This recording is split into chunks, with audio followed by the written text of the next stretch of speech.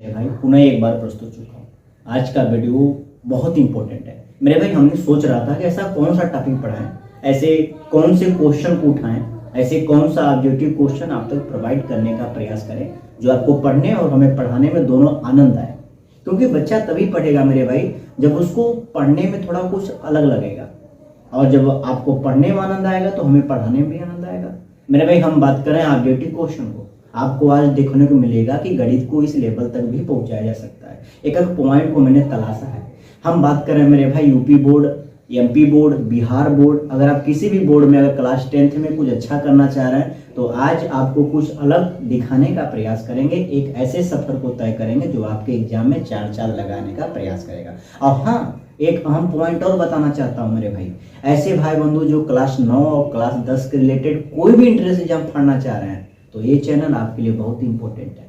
हम बात कर रहे हैं 9-10 के रिलेटेड पॉलिटेक्निक के लिए, हम बात कर रहे हैं 9-10 के रिलेटेड बेचू नवोदय के लिए, और 9-10 के बोर्ड का भी बात कर रहे हैं। तो ऐसे मैथमेटिक्स में कुछ दिन बाद प्रोवाइड करूंगा जो सब में काम देगा। आइए लेट नहीं करते, डायरेक्ट आपके अनुसार, आपके डिमांड के अनुसार द्विघात समीकरण कुछ ऑब्जेक्टिव को लेके आए हैं ताकि आपको समझा सके। मेरे भाई लेट नहीं करते, यहाँ पे एक प्यारा सा क्वेश्चन आपको दिखाई दे रहा होगा कि एक फार्मूला दिखाई दे रहा है, ठीक है, और आपको बताया गया होगा इस फार्मूला के रिलेटेड ऐसा कौन सा ऑप्शन है जो ये फार्मूला को रिलेट करता है।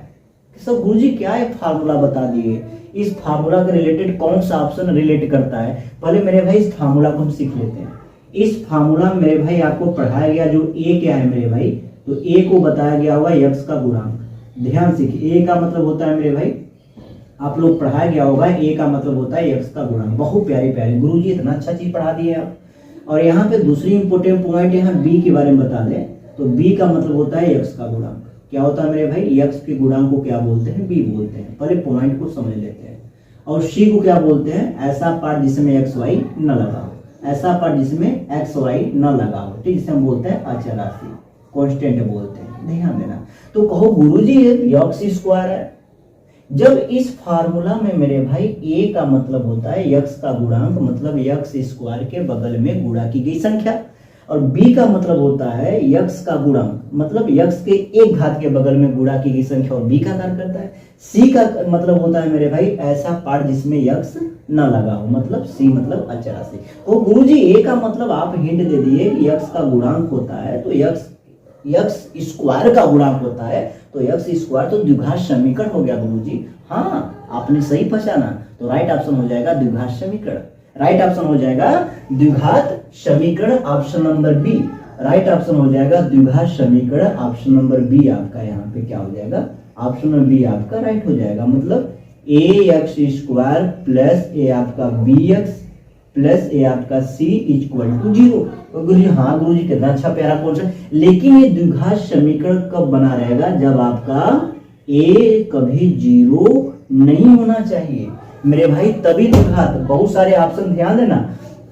एक ऑप्शन आपका अगर यहाँ सी बैठ गया मेरे भाई कि ए एक्स स्क्वायर प्लस ए आपका बी एक्स, ध्यान से सीखिए मेरे प्यारे बच्चों, प्लस सी इक्वल टू 0, यहाँ बोल दिया ए बराबर 0।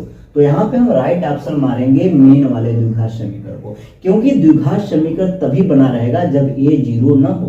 तो ऑप्शन के बगल में ये भी बताने का प्रयास कर रहा है कि ए बराबर, मतलब ए बराबर 0 नहीं, ए बराबर नॉट 0, ए बराबर 0 नहीं होना चाहिए। तो ए आपका 0 जब तक नहीं रहेगा, जब तक स्क्वायर बना रहेगा, ठीक है, ए 0 कभी नहीं होना चाहिए। तो आपका द्विघात समीकरण एक ऑप्शन ऐसा रहेगा कि ए बराबर 0, तो ए बराबर जब 0 यहाँ रखेंगे मेरे भाई तो ये द्विघात समीकरण का अस्तित्व ही खत्म हो जाएगा।